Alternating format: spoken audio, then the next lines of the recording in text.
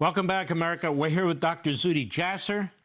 He's running for Congress in Arizona, former U.S. Navy Lieutenant Commander, and he's the founder of American Islamic Forum for Democracy. Zuhdi Jasser, 53 Democrats in the House of Representatives, what is that, 25% of them, voted against a resolution naming Iran as the world's state leader in terrorism, which it clearly is. They voted against it. AOC voted against it. Of course, the others voted against. What do you make of that? It is a derangement syndrome beyond belief, Mark.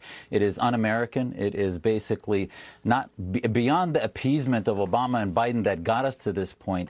This is surrender as Americans, and actually it's the enemy within. We need to understand that this ideology looks at mutually assured destruction not as an obstacle, but as a goal. The suicide bombers, the suicide founding Satans, if you will, of Hezbollah from when our Marines were first attacked in '83, and then hundreds upon thousands of attacks of Americans and Westerners in Iraq or all across the planet, the hive mind of that is Tehran. The ideology is that they look at fratricide as a goal. So when we see them ramping up, and when the people, by the way, the hypocrisy of the left is exposed by the fact that 70 to 75 million of the 90 million Iranians were part of the principles that they purport to believe in: feminism, pro-gay rights, pro-free speech, all the things that were part of the revolutions there, they ignored, and they wanted President Trump to ignore because we had a window of opportunity, an alignment of American and Israeli security interests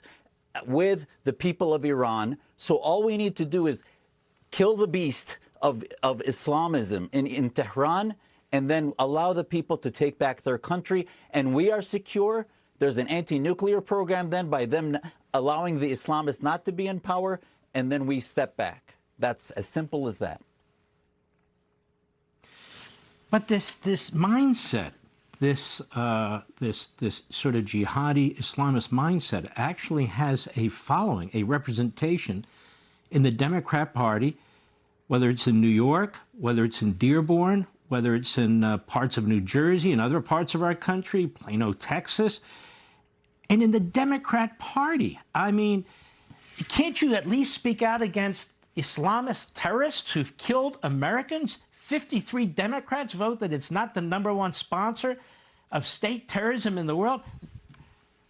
What do you make of that?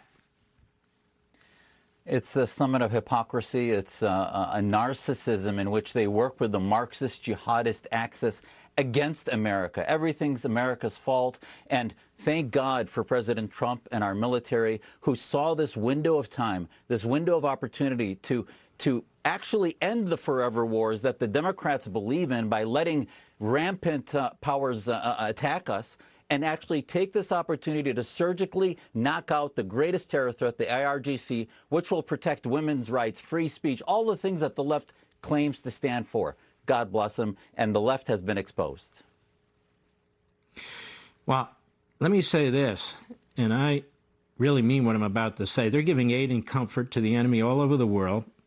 They've aligned with Communist China, with fascistic Russia, with North Korea, with Islamist regimes and Islamists all over the world by speaking out and looking for phony arguments to try and trip up the president. They turn to the Constitution. The Constitution is not theirs to turn to, I can tell you.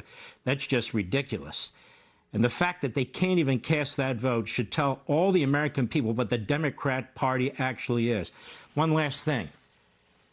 If they looked at the enemy at the negotiation table and they said, we have 22,000 pounds of nuclear material and we can make 11 nuclear weapons in 6 days. That's what they told Witkoff. That's what they told Jared. And they would what? Walk away from the table and say there's nothing we can do about it? You know what? That is a grave danger to the United States. Your final word. The Islamists are suicidal. They're fratricidal. They want to take the world with them. They say it when they talk about ushering in the 12th Imam. So if we support freedom, whether it's for us in America or Muslims, that 70 million that are fighting against the Islamist terror regime, that is what America and the West and Israel is about defending. And thank God for them, and thank God for you, Mark. Thank you. And thank God for you, my friend.